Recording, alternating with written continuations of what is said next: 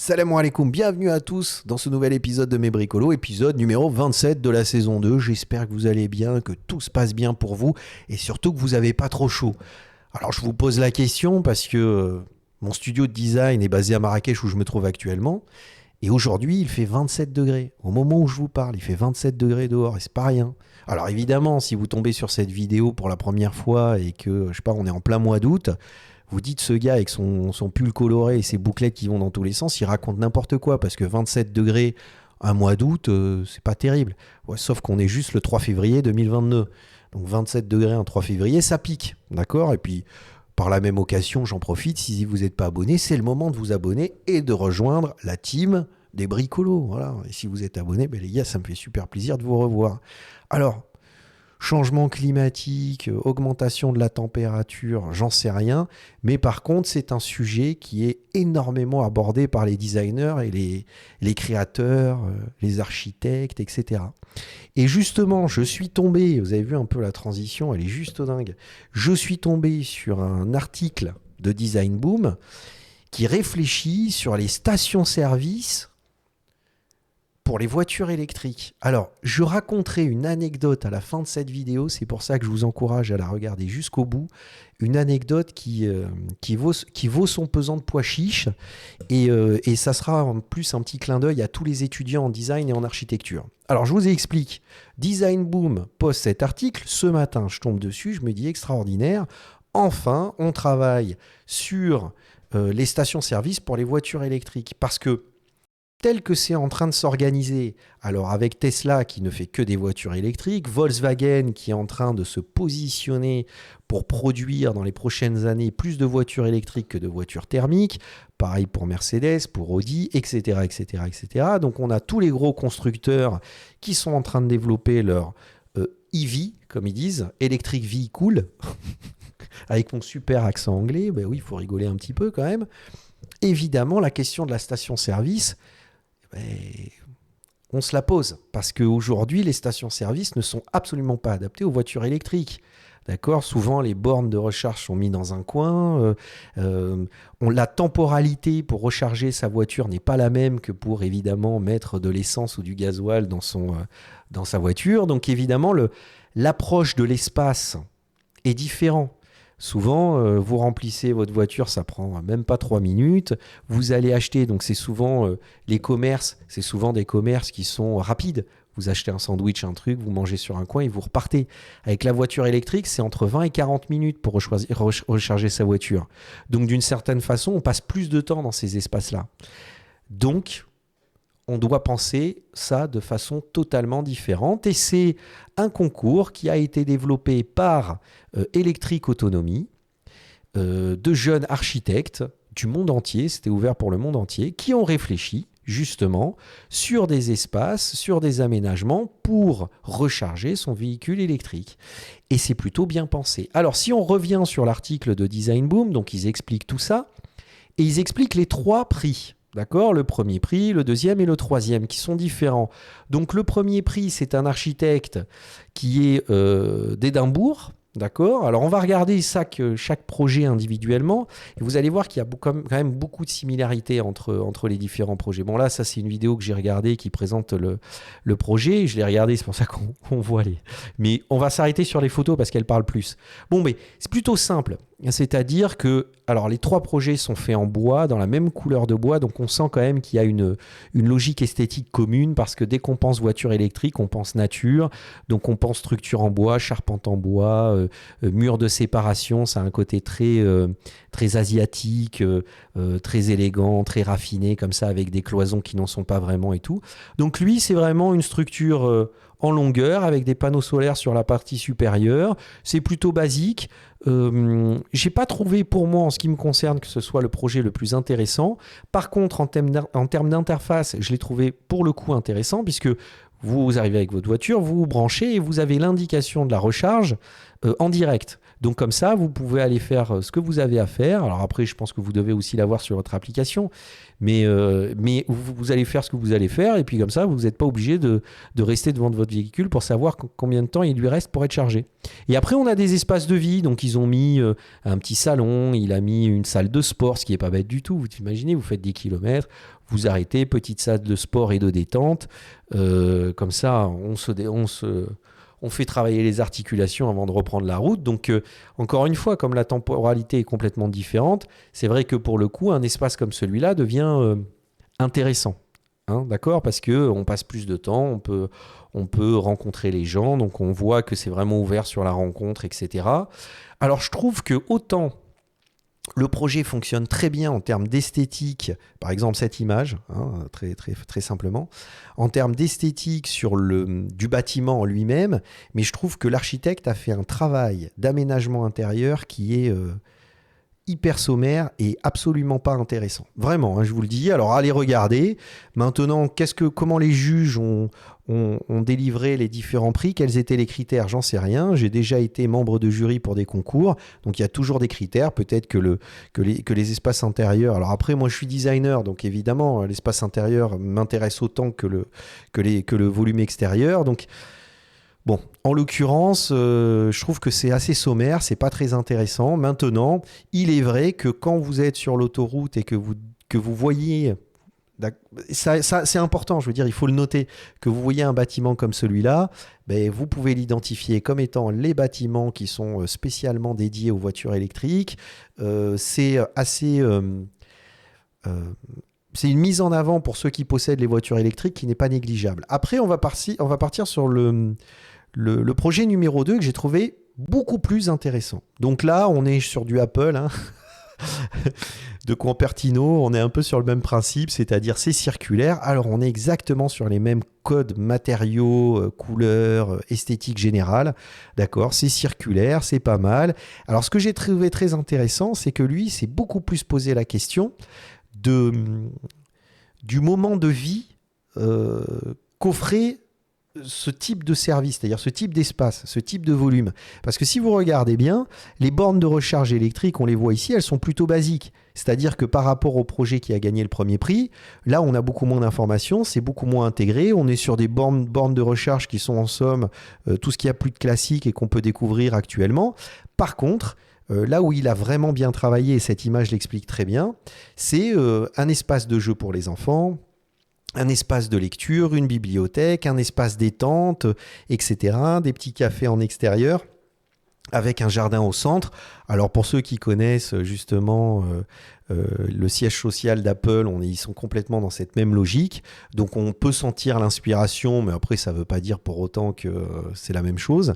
Mais par contre, on est sur cette esthétique-là. Moi, je la trouve très intéressante parce que effectivement, ce designer a beaucoup plus travaillé cet architecte, pardon, a beaucoup plus travaillé sur le design d'espace et a proposé du design de service qui répond pour moi totalement à la problématique. D'accord ? Donc on le voit. Et puis en plus, esthétiquement, le bâtiment n'est pas inintéressant. Alors il est beaucoup moins impactant visuellement que peut l'être le premier, et ça c'est une certitude.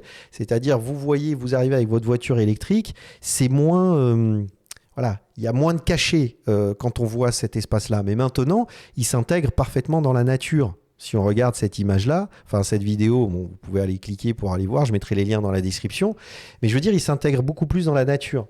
Donc après, ça dépend ce qu'on cherche à montrer, ce qu'on cherche à présenter. Donc là, cet architecte, c'est Fabrique A, donc c'est un collectif d'architectes turcs d'Istanbul, installé à Istanbul.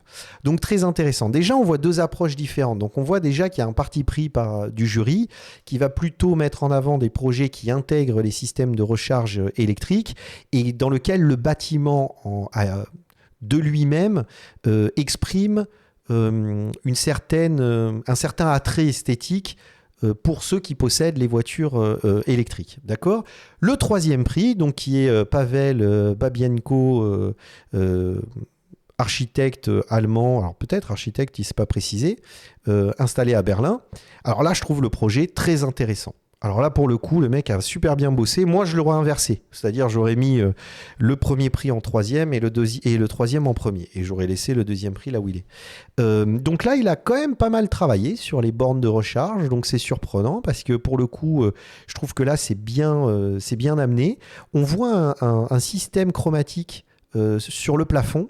Alors, est-ce que ce système chromatique, enfin ce système de lumière chromatique indique la recharge du véhicule? Ça serait pas mal. C'est-à-dire que quand vous branchez votre véhicule, cette lumière devient rouge et puis dès qu'il arrive à une bonne charge, il devient vert. Comme ça, vous pouvez très facilement voir le niveau de recharge de votre véhicule.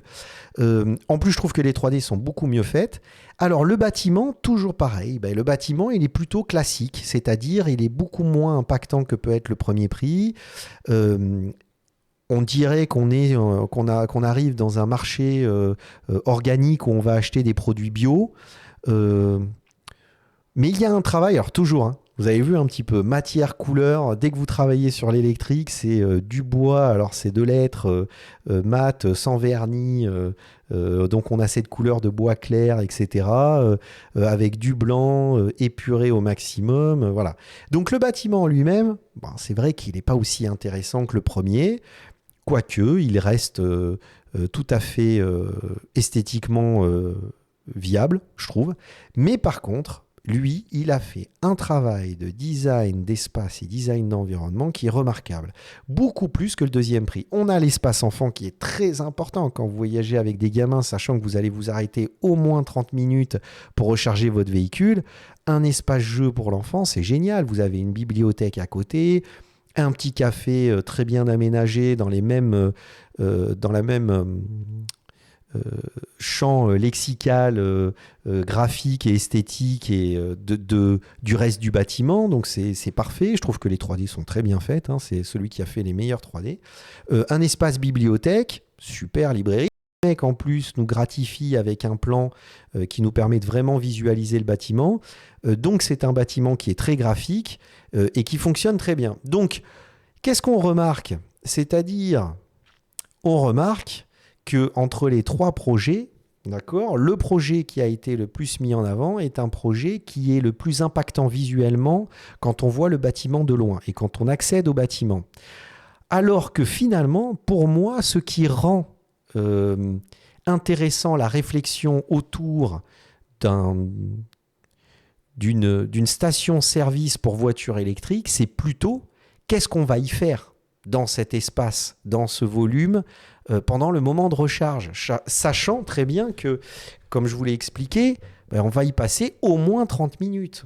Donc je trouve que le projet numéro 3, enfin le troisième prix, est le plus intéressant parce qu'on sent que le mec s'est vraiment posé la question autour des services proposés, autour des activités qui sont proposées. Il a même mis un solarium là au-dessus, derrière à l'étage, derrière le logo Plug and Play. Donc c'est très intéressant, c'est-à-dire que maintenant, qu'est-ce que vous voulez faire C'est souvent la question qu'on se pose quand vous êtes designer ou architecte.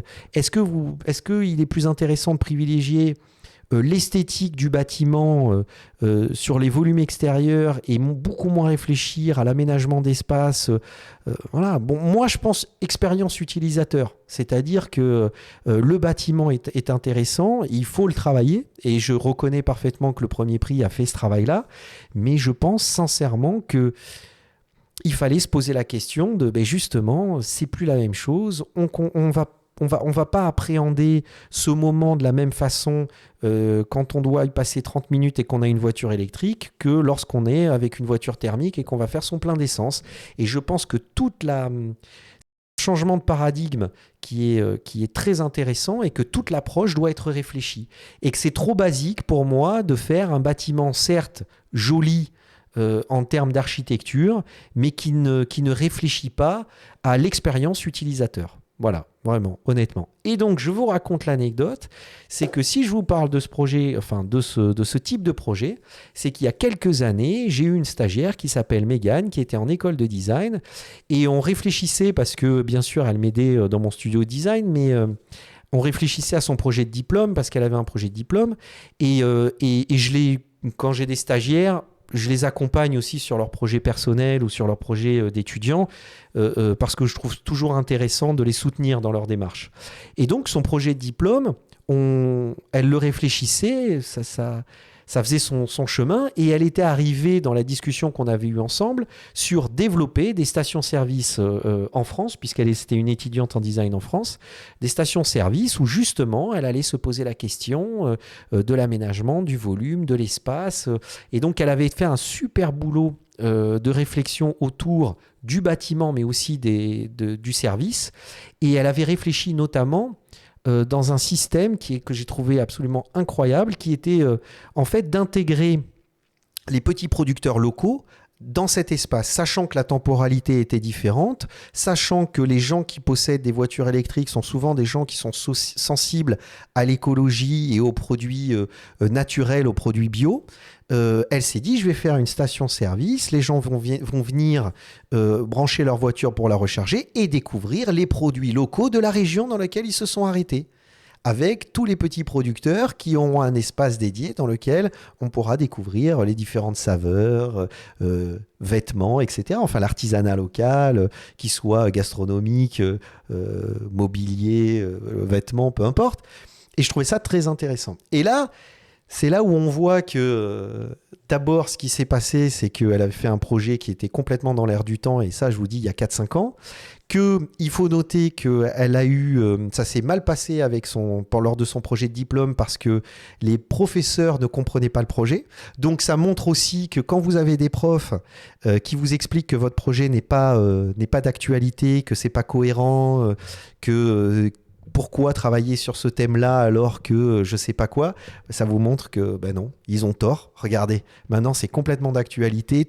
Il y a eu un concours quand même, et puis alors soutenu, quand vous regardez les marques qui soutiennent le projet, Cadillac, CBSI, c'est canadien, c'était un concours canadien, ça m'étonne pas d'ailleurs, parce qu'ils sont très très très à la page et avant-gardiste sur ce type de réflexion-là. Donc les gars, quand vous êtes étudiant, ne croyez pas que quand votre prof ne croit pas en votre projet, que ça ne veut pas dire qu'il ne vaut pas le coup. Donc toute la question, c'est soit on le garde pour après, on le développe après, soit vous le développez à fond et vous essayez de le persuader que ça fonctionne. Mais encore une fois, dans un cadre pédagogique, ce sont souvent des intervenants qui n'ont pas forcément de connaissances professionnelles, pas pour tous, et qui n'ont pas la mesure des enjeux économiques et stratégiques. Là, en l'occurrence, c'était un super projet qu'elle avait développé. Donc voilà, ça m'a fait plaisir de partager avec vous ce petit projet et qu'on a regardé ensemble, en tout cas ce concours avec les différents projets. Je vais m'arrêter là parce que la vidéo commence à être assez longue, mais je vous encourage à aller voir le site internet de ce concours et l'article de Design Boom pour découvrir ça plus en détail, parce qu'en plus ce qu'ils ont fait, c'est qu'ils ont mis les 3 projets lauréats, mais ils ont mis aussi les autres projets, c'est-à-dire les projets qui n'ont pas été sélectionnés. Ils ont fait une sélection, qui n'ont pas gagné les prix, mais ils ont fait une sélection de projets et il les montre. Et c'est intéressant parce que ça permet d'avoir une vision un petit peu d'ensemble. D'accord ? Donc voilà, j'espère que cet épisode de Mes Bricolos vous a plu. Et puis on se retrouve très bientôt pour un nouvel épisode de Mes Bricolos.